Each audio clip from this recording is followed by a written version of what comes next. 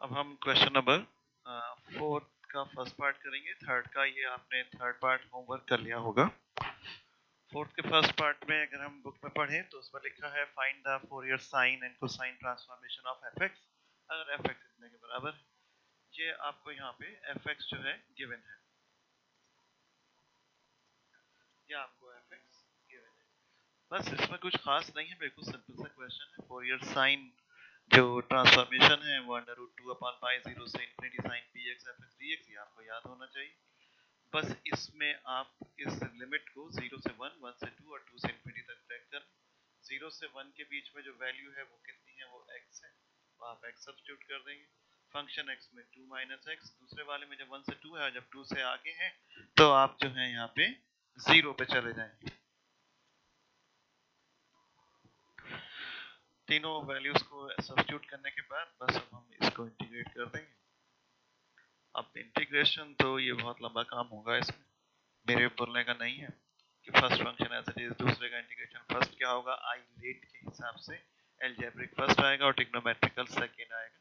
तो first function as it is, दूसरे का इंटीग्रेशन माइनस फर्स्ट का डिफरेंशिएशन, दूसरे का इंटीग्रेशन, ऐसे इसको करिए। अब मैं आपको इंटीग्रेशन सिखाने को तो यहाँ बैठा नहीं हूँ, ये तो सबको आता है, तो बस इसको करे जाइए और लास्ट में आप आंसर पहुंच जाएंगे।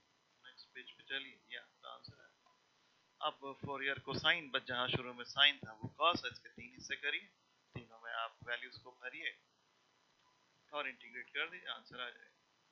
सेकंड पार्ट जो है वो बहुत खास है। इसका क्या है, एक बार बुक में पढ़ेंगे कि find the Fourier sine and cosine transformation of x to the power m minus 1। ये बहुत खास सवाल है, आप इसको रिमेंबर कर लेंगे।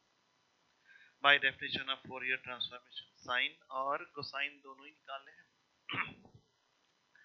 तो now by definition of Fourier transformation, पहले आप एफ एक्स लिखेंगे, तो इतना होगा, इसको आप बस एफ एक्स की वैल्यू सब्स्टिट्यूट कर दें, ऐसे ही आप कॉस की वैल्यू सब्स्टिट्यूट कर दें। अब आप दोनों को एक साथ देखिए, इक्वेशन नंबर 1 और इक्वेशन नंबर 2 के जो राइट हैंड साइड है, इन दोनों इंटीग्रेशंस को हमें सॉल्व करना है। इसके लिए हमने ये कंसीडर कर लिया। नाउ कंसीडर, यही रिमेंबर क्यों किया है, अभी दो स्टेप देखिए। ये करने के बाद आपने इसको कॉमन लिया और e की power minus I P X आ जाएगा। बच्चे कहते हैं ना माइनस क्यों कॉमन ली, माइनस ही क्यों किया, प्लस कर लेते, प्लस करते तो ये साइन निगेटिव नहीं बल्कि पॉजिटिव आता, और पॉजिटिव आएगा तो आगे फिर गामा फंक्शन नहीं बन पाएगा, इसलिए इसको माइनस। तो लेट है, आप कुछ भी कर सकते हैं लेकिन माइनस ही करेंगे।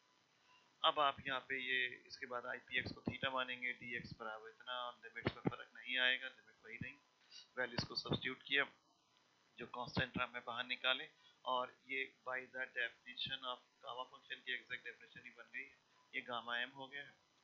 इसको आप पीछे ले जाइए, गामा एम को, आई को ऊपर ले आइए, आई को cos pi by 2 plus I sin pi by 2 cos pi by 2 0 sin pi by 2 1, ये वैल्यू सिर्फ आई ही है। बस ऐसे लिखने के बाद डी मोबियस थ्योरम लगा दें, लगाने के बाद इसको अलग अलग कर लेंगे और कंपेयर कर लेंगे। ये आपने डी मोबियस थ्योरम अंदर ले गए और इसको अलग अलग करके बस कंपेयर कर, कंपेयर करने पर ये साइन कॉस वाला और ये साइन वाला, इक्वेशन नंबर 1 एंड 2 में आपको यही सॉल्व करने थे और ये दोनों आपके फटाफट सॉल्व हो, ये साइन की वैल्यू और ये कॉस की, यही रिमेंबर। लेकिन इसमें हुआ क्या कि क्वेश्चन में ये था कि दोनों वैल्यूज निकालिए, साइन और कोसाइन। अगर एग्जाम में सिर्फ साइन आ जाए या कोसाइन आ जाए तो हम इसको आगे कैसे, खाली अगर साइन है कोसाइन तो होगा नहीं, फिर हम ऐसे नहीं करेंगे, हम इसी में इसको e की power minus I P x मान लेंगे, e की power minus I P x, और साइन के साथ है तो इमेजिनरी पार्ट और कॉस के साथ है तो रियल पार्ट, मैंने लिखा होगा। रिमार्क देखिए, if we have to solve only ये या ये, मतलब या तो खाली साइन दिया हो या कोसाइन, तब साइन दिया हो तो ये कंसीडर करेंगे और कॉस दिया हो तो ये कंसीडर करेंगे। ये करने के बाद इस चीज को आप फिर थीटा मान लेंगे या वाई मान लेंगे, जो से भी किया था। तो ये बड़ा खास क्वेश्चन है, इसको ध्यान रखिए। अब फिफ्थ बुक में है, fifth find the Fourier sign transformation of x over 1 plus x square. तो बस आपने ये फंक्शन लिखा, ये डेफिनेशन लिखी, उसके बाद इस फंक्शन में आपने ये वैल्यू को सब्स्टिट्यूट कर दी। बहुत ही इंपॉर्टेंट सवाल, रिमेंबर क्वेश्चन है, ये करने के खास, इंटीग्रेशन करने के खास तरीके होते हैं, वरना ये यहाँ पे क्यों, ये कोई इंटीग्रेट नहीं कर सकता, ये बहुत ही टेढ़ा इंटीग्रेशन।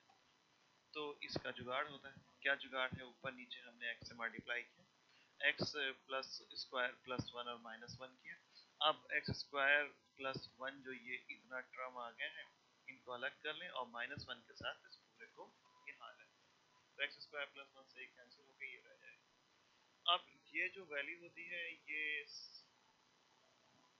पाई बाई 2 होती है, इसको याद रखिए।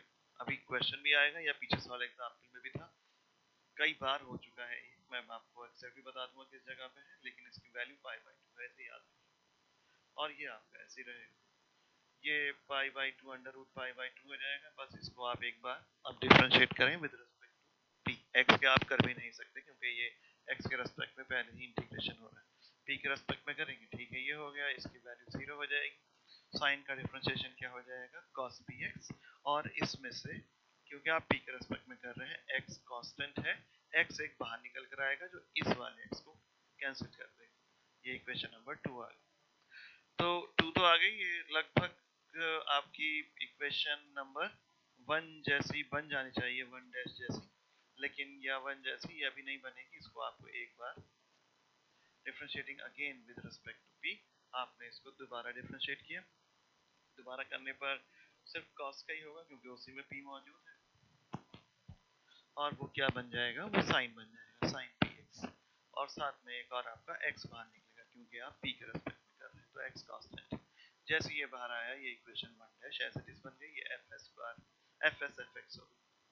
अब इधर भी fs fx है, इधर भी fs fx है, आप कॉमन ले लीजिए, अंदर d स्क्वायर माइनस 1 कह दीजिए, जहाँ पे d जो है वो d upon dp।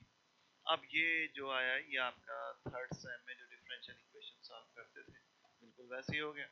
Auxiliary equation लिखी, उसमें अगर दो वैल्यूज अलग अलग आती थी तो आपको याद होगा कॉम्प्लीमेंट्री फंक्शन c1e की पावर, वहाँ पे m1x और m2x सिखाया था। x इसलिए बोलते थे क्योंकि d अपॉन dx होता था, यहाँ पे d अपॉन dp है, तो इसलिए यहाँ पे ये c1e की पावर p और c2e की पावर माइनस p हो जाएगा।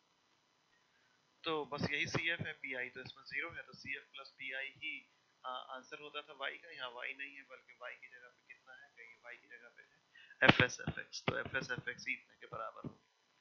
अब आपको इसमें प्रॉब्लम ये है कि ये आया आपका C1 और C2 दो कांस्टेंट्स के साथ है, तो आप क्या करेंगे? उनको निकालने के लिए तैयारी शुरू करेंगे। पहले आपने इसको p के रेस्पेक्ट में एक बार डिफरेंशिएट कर दिया। अब इक्वेशन नंबर 1 से जस्ट ये है इक्वेशन नंबर 1 में आप इसमें p is equal to 0 substitute करके देखें। जैसे ही आप इसमें p बराबर 0 डालेंगे तो ये पूरा टर्म sin 0 0 हो जाएगा, लेफ्ट पेज पे बोलना, और क्या बचेगा? इतने के बराबर बचेगा। बस इसमें इक्वेशन नंबर 4 में आप सॉरी नाउ फ्रॉम 2 में भी डालिए p इज इक्वल टू 0। तो ये तो देखिए आया fs fx की वैल्यू। असल में हमें दो वैल्यूज चाहिए। क्यों चाहिए? क्योंकि दो कांस्टेंट है, एक c1 है और एक c2। एक बार हम इक्वेशन 3 में वैल्यू सब्स्टिट्यूट करेंगे और एक बार हम 4 में करेंगे। तो डिफरेंशिएट हमने ये भी करा है, p बराबर 0 हमने एक बार 1 में डाला, और हम p बराबर 0 इक्वेशन नंबर 2 में डालेंगे, यहाँ डिफरेंशिएटेड वैल्यू आ जाएगी। जैसे डालेंगे cos 0 1 हो जाएगा, 0 से infinity dx over 1 plus x square बचेगा। ये कहीं tan इनवर्स आएगा और ये लिमिट लिमिट लगाने पर इतना आ जाएगा। अब आपके पास ये दो वैल्यूज आ गई, डिफरेंशिएटेड वैल्यू p बराबर 0 पे इतनी है, और ये डायरेक्ट वैल्यू ये p बराबर 0 पे इतनी। इन दोनों को इक्वेशन 3 में और 4 में डाल दें। p बराबर 0 डालने पर डायरेक्ट वैल्यू कितने के बराबर है? Root pi by 2। तो इक्वेशन 3 में ये आ गया root pi by 2 c1 plus c2। Equation number 4 में ये वाली जो वैल्यू है, ये वाली p बराबर इसमें 0 रखने पर माइनस रूट पाई बाई 2 है, तो यहाँ पे माइनस रूट पाई बाई 2, और इन दोनों को आप यहाँ पे सब्स्टिट्यूट कर दें। जैसे ही आप इसमें सब्स्टिट्यूट करेंगे तो c1 माइनस c2 बराबर, क्योंकि p बराबर तो 0 कर है, इन दोनों को आपस में सॉल्व करने पर c1 ये और c2 इतना। असल में आंसर तो इक्वेशन 3 ही थी, बस इसमें c1 c2 हमें चाहिए था। आपका c1 c2 आ गया और ये वैल्यू यहाँ डाल दें। ये मोस्ट इंपॉर्टेंट सवाल चल रहे हैं इस वक्त, बहुत ही खास है। एक बार फिर से देखिए इस क्वेश्चन को, ये आप बार बार करेंगे आपको याद होने लगेगा, क्योंकि इसमें फोरियर साइन ट्रांसफॉर्मेशन निकालना है। तो बस आपने fx और साइन px लिखा, इसमें आप fx की वैल्यू को सब्स्टिट्यूट कर दीजिए। करने के बाद x से ऊपर नीचे मल्टीप्लाई करेंगे, ताकि अरे यार x स्क्वायर है ना, इसलिए खाली नीचे x होता तो प्लस 1 माइनस 1 डायरेक्ट कर देते, अब एक्स स्क्वायर करके करेंगे, दो हिस्से बन जाएंगे, ये हिस्सा जो है ये पाई/2 होता है, इसे याद रखिए, और बस ये दूसरी वैल्यू ऐसे जैसे। अब इसको सॉल्व करना है, लेकिन ये अभी सॉल्वेबल फॉर्म में नहीं, इसको आप एक बार डिफरेंशिएट करें, फिर आप इसको एक बार और डिफरेंशिएट करें, दो बार डिफरेंशिएट करने के बाद ये fx बनेगा, तब कहीं जाके आप इसका cf निकालेंगे, उसमें भी दो कांस्टेंट आएंगे, उसके लिए दो इक्वेशन चाहिए, एक तो खुद है ही ये, एक डिफरेंशिएट करके। अब क्या करूं, p बराबर 0 1 में और 2 में सब्स्टिट्यूट करके दो आप वैल्यूज निकाल लेंगे, जो यहाँ पे हमने ये सॉल्व कर रखी है, एक तो ये है और एक ये, इन दोनों का यूज 3 और 4 में करिए, c1 c2 की वैल्यू निकाल के आंसर निकाल।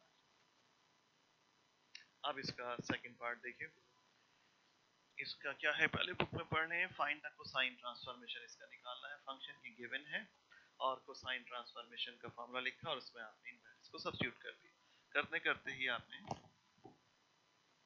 कॉस की इस वैल्यू को भी यहाँ पे खोल दीजिए, एक बार IPX और ये कर, नीचे तो कुछ भी नहीं कर सकते, ऊपर इनकी आपस में मल्टीप्लाई करिए, ये आपने सब इसको मल्टीप्लाई किया और आप इस इंटीग्रेशन के दो हिस्सों में ब्रेक कर देंगे। कैसे कैसे वो दो हिस्से होंगे कि जैसे ये वाला है और इस जैसा दूसरा ये, इन दोनों का सम एक साथ, और ये वाला और ये वालों का एक, ताकि ये आपके x जैसे नजर आए ना, जैसे e की पावर आपका x होता है प्लस e की पावर माइनस x, तो यहाँ पे क्या है a plus IP over x, दूसरे टर्म में क्या है सिर्फ एक माइनस का तो फर्क, तो इसलिए आपने ये दोनों ऐसे लिख लिया।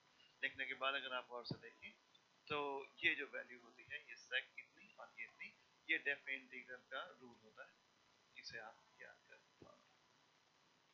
याद करने के बाद इसका यूज यहाँ पे करेंगे, इसलिए इसको ऐसे ब्रेक भी किया गया, और साहब ये बन जाएगा नीचे cos, और उसके बाद आप एलसीएम लेंगे इसका, एलसीएम लेने के बाद यहाँ तक पहुंचेंगे, पहुंचने के बाद इसमें ये 2 cos 2 से ऊपर नीचे मल्टीप्लाई कर देंगे, ऊपर तो फिर cos a plus cos b का फॉर्मूला लगाएंगे और नीचे 2 cos a cos b cos a plus b plus cos a minus b। अब ये सब चीजें ध्यान रखनी पड़ेगी वरना ये नहीं होगी सॉल्व आपसे। तो cos a/2 और cos ip/2 हो गया, cos ix आपको याद है cos हाइपरबोलिक होता है, इसलिए साथ ही cos हाइपरबोलिक p/2 है। वो बनने के बाद इसको आप हाइपरबोलिक को खोल देंगे, ऊपर नीचे खोल के इस 2 को थोड़ा सा बैलेंस कर देंगे बस, और ये थोड़ा बैलेंस कर देंगे और ये आंसर। ये सवाल बहुत टेढ़ा क्वेश्चन है, ये सारे टेढ़े सवाल, इनको आपको बहुत ध्यान से करना है, ये करिए आप 2-3 सवाल, मैं ये 6 क्वेश्चन और है थोड़े से, ये शाम को आपको भेज